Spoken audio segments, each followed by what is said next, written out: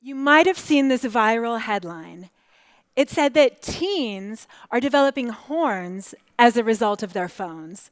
Now, it's about a study where a group of researchers looked at the x-rays of a small sample of young people and found that several of them have bony protuberances in the backs of their skulls. Now, those are bone spurs, and the researchers thought that they had developed as a result of hunching over screens. Now, this particular study has since been disputed, but it still scared people because we all look like this. And many of us have already noticed that screens are altering our bodies. Personally, I've had neck issues from looking down at my phone, shoulder problems from the way I was typing, and lower back pain from sitting in front of my computer so much. My back pain got so bad that on some days I could barely function. So, like the average screen time junkie, I Googled the problem and was relieved to see that there was a quick fix. There are thousands of products on the market that say they'll protect us against screen time and chronic sitting. They call themselves Ergonomic, which just means that they're designed to prevent injury by putting your body into a safer position. I dove into the world of ergonomic fixes with gusto, and I think I might have owned just about every ergonomic product that money can buy at one point or another. I had fancy keyboards, special pillows. I had straps that pulled my shoulders back. And at one point, I even wore this pin on my shirt that would buzz every time I slumped. But here's the problem. None of those expensive toys actually helped. It turns out that straps that pull your shoulders back only create dependency and muscle atrophy. And if something buzzes every time you slump, you're just finding out that you slump a lot without ever truly learning how to break the habit. All of these ergonomic tools were supposed to be putting my body into a safer position, yet I still had no idea what healthy posture really looked like. And as a result, I wasn't putting my body in a healthy position, and I continued to injure myself.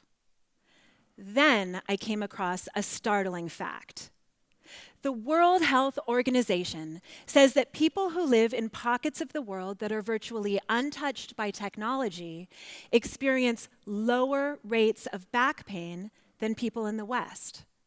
It's counterintuitive, right? I mean, when you look at these people, you'd think that the person carrying the heavy load would be more likely to have the aching back, but in fact, it's the person hunching over the screen.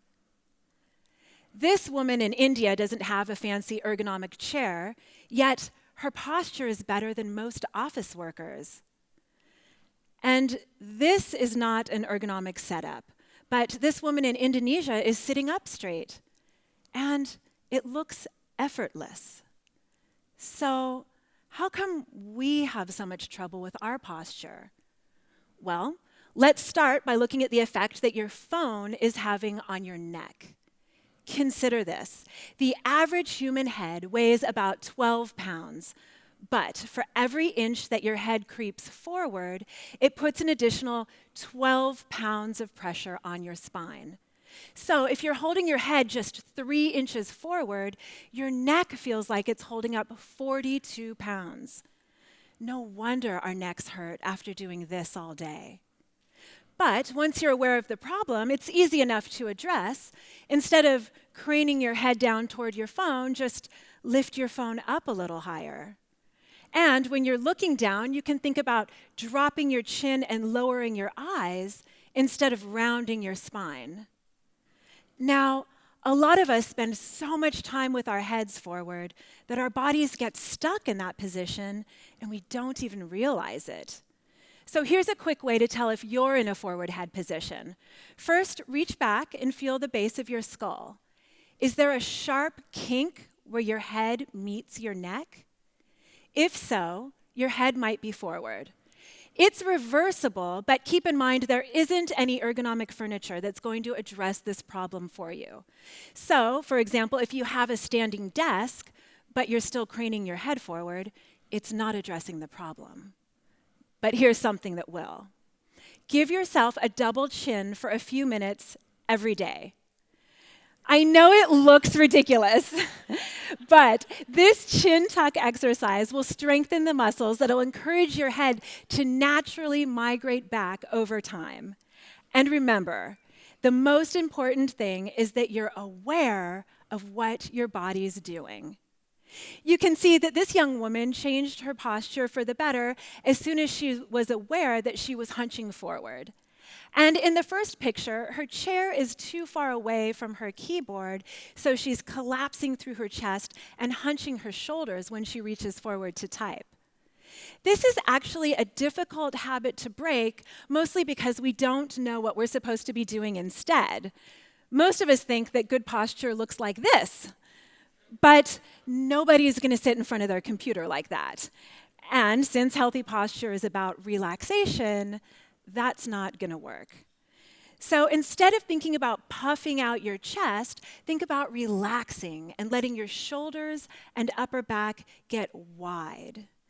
It's less about assuming a position as it is about setting an intention and relaxing into it. And if your shoulders are stuck forward, here's a stretch that'll help. Just lie back over a rolled up towel or a pillow and let your arms fall open. It's a nice chest stretch. You just feel your chest stretching, breathe, and relax. Now, when I say that healthy posture is about relaxation, I don't mean relaxation as in binge watching television on your couch. Actually, and you're going to hate hearing this, the way you're watching that screen might be hurting your body as well. The problem with sitting in general is that most of us sit with our pelvis tucked under and our weight back on our tailbone. That puts your whole back into a curved position and is really taxing on your back muscles as well as the discs in your spine. But here's a little trick that'll help protect your back. When you're getting situated in your chair, lean forward and then scoot your bottom back as far as it'll go. That way, when you sit up, your tailbone will be behind you and your weight will be on the bottom of your pelvis on the area commonly called the sits bones. That'll encourage your whole spine to stack up naturally. Now, it doesn't matter how nice your office chair is. If you're still slumping when you're using it, it cannot protect you from back pain. Here's another viral headline. Scientists say that we'll all look like this in 20 years if we keep down our current path. Now, this study was commissioned by a company that makes ergonomic furniture, and you probably won't be surprised to hear that they say that ergonomic furniture is the key to avoiding this fate. But this is an expensive office chair, and this is a standing desk, and this is one of those ergonomic balls. It's not the furniture, it's your posture. Now, don't get me wrong, some ergonomic furniture can be great if you know how to use it, but the key is being aware of your posture. And before you start to worry that changing your posture is too difficult, I'll tell you a secret. Your body already knows what to do. Chances are that you had amazing posture when you were a young child. Look at these guys. They're on their sits bones, their spines are long, their chests are open, and their heads are directly above their shoulders. And they're relaxed. This is the most natural and efficient way to hold your body. So don't fall into the trap of thinking that the cure to this problem is another product, another quick fix, or more technology. Because it's not.